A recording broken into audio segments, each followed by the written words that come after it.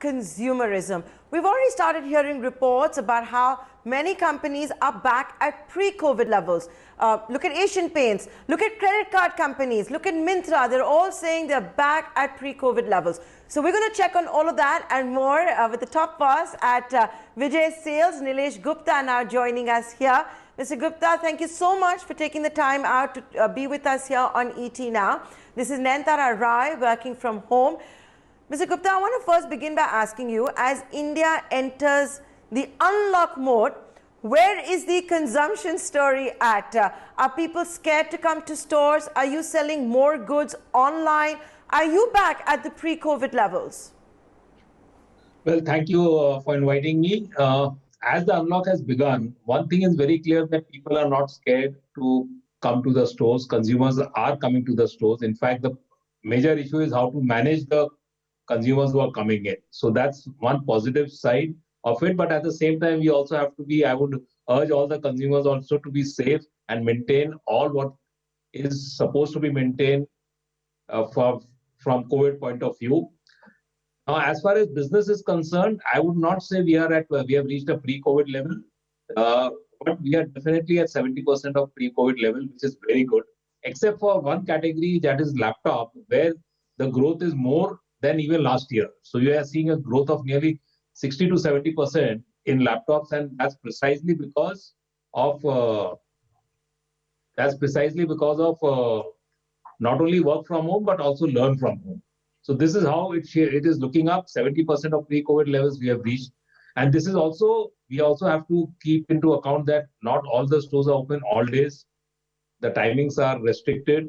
We have in like Mumbai, we see alternate day stores opening and Sundays we are closed. So with reduced timings and hours, also if we have reached 70% of the pre-COVID level, I think it is good. Mr. Gupta, hi, this is Ruchi Bhatia.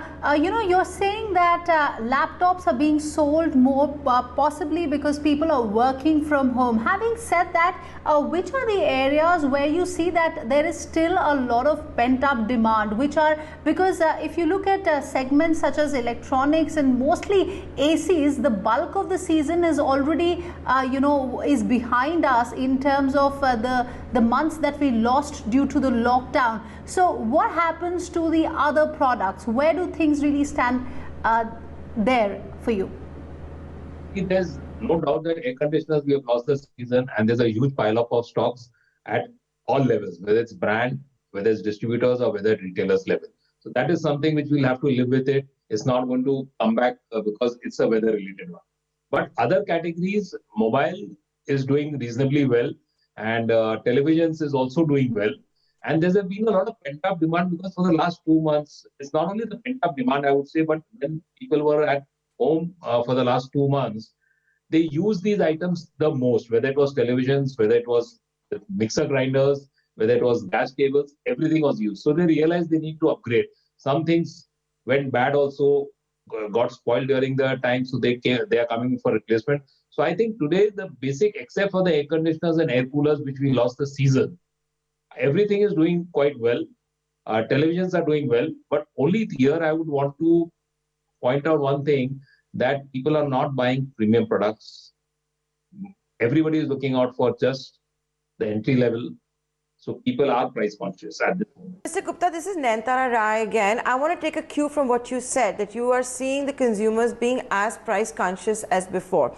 This is after you're making this statement, and I'd like to point out a lot of others are also telling us this. This is despite a clarion call for a vocal for local message by the Prime Minister. He's talked, for example, about protecting Indian manufacturers of air conditioners.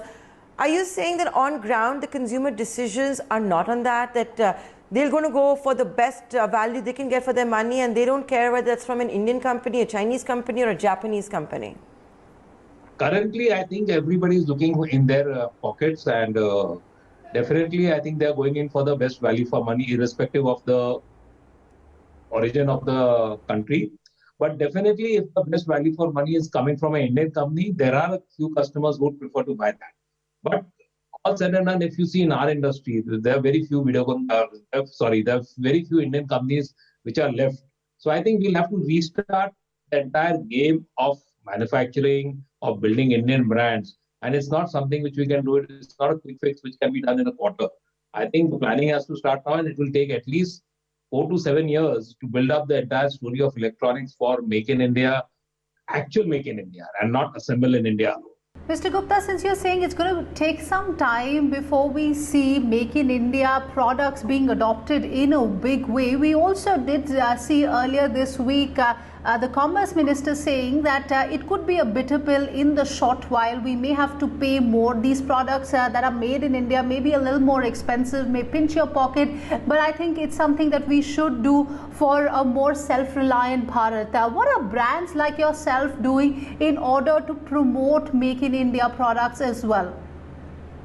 See, the issue in India in electronics, in the category which I am dealing is, even the products which are made in India, 70-80% are components inside them are going for import. So as I said, for electronics, the government will be, I'm sure, is talking with all the brands and all, where actual everything end to end, even the raw materials are made in India. And so I think it's like in Samsung, a factory for mobile, if I'm not mistaken, they are doing complete end to end job, which is Make in India. So Indian companies will now come up, and it's a time process. We'll have to give them time. It will not happen overnight. And yes, wherever the Indian products are there, we are trying to promote that. It's not that in like water purifiers, we don't have any issues. In small appliances, we are not having so much of issue. But large electronics, laptops, mobiles, their imports are inevitable as of now. Okay, Mr. Gupta, just taking up from this theme, as we want to become Atmanirbhar, and you're pointing out some challenges that might exist, and you've given us consumer insights as well, and how it's going to take time for those supply solutions to also become a reality. But having said that, can you help us understand that how much of a price difference is there? Because the government is saying the consumer should spend more for an Indian brand, but how much more is it? If I was to look at popular categories of air conditioners, because I'm talking about air conditioners because A, it's the month of June, and B, the Prime Minister single-handedly talked about air conditioners. So if I were to look at air conditioners and let's say other big items like TVs or refrigerators, are the Indian companies far less competitive than, let's say, Japanese or Korean or Chinese? No, in the case of appliances, refrigerators and air conditioners, the pricing is not an issue at all, because more or less they are quite comparatively priced. The problem comes in the case of electronics, specifically the televisions and the mobile industry, where I think the import content and the price difference is there. Appliances is quite good, whether you take Voltas or whether you take Godrej of the world.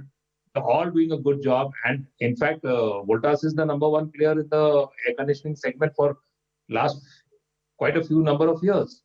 So I think on the appliances side, we don't have a challenge of Make in India, and primarily the reason is also because appliances are bulky in size, so the import was always very difficult. It was not so easy. So you have factories in India; they are making end-to-end products.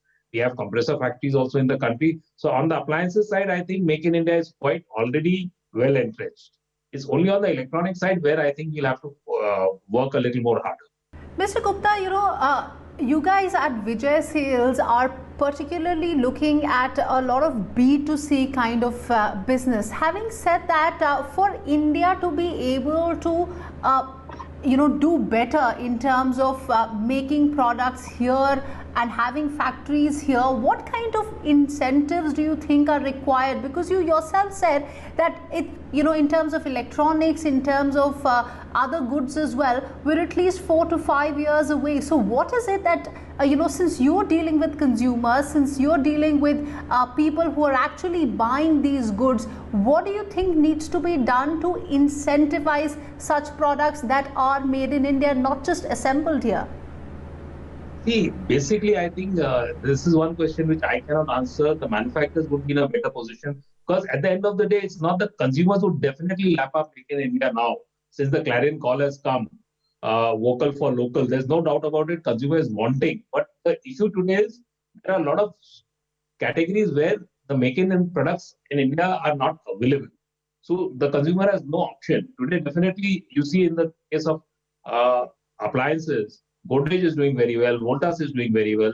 So there are consumers who are willing to buy Make in India, but we should be able to give them. And I think that's what I'll repeat myself, that it's on the electronic side that government and the Indian manufacturers will have to sit down and talk out so that the faster we are able to do the same thing what we have been able to do in the appliances side. Insights you've given us into consumerism. It's heartening to know that it's coming back.